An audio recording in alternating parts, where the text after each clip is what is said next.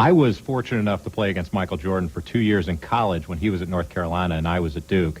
And although none of us at that time knew that Michael Jordan was going to be the greatest player in the history of the game of basketball, we all knew that he was going to be great because he did some things on the basketball court, not only in ACC games, but also in pickup games, that people at that time just did not do.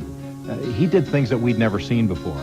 Against Maryland, he did this double pump dunk that he's since made famous in the NBA, but at that time, nobody had ever seen that before.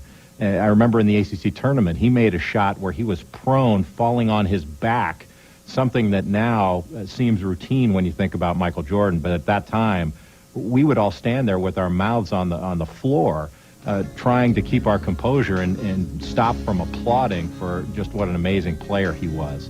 And I remember the things that he used to do in pickup games when we would play that just would boggle your mind, and we would wind up shaking our heads. One time in Cameron Indoor Stadium, he hit his head on the backboard in a basketball game. And when we went back to the next huddle, and Mark Allery, David Henderson, Johnny Dawkins, and I were all looking at each other saying, "Did you see that? He just hit his head on the backboard." And it really shook us up, and it was an amazing thing to see.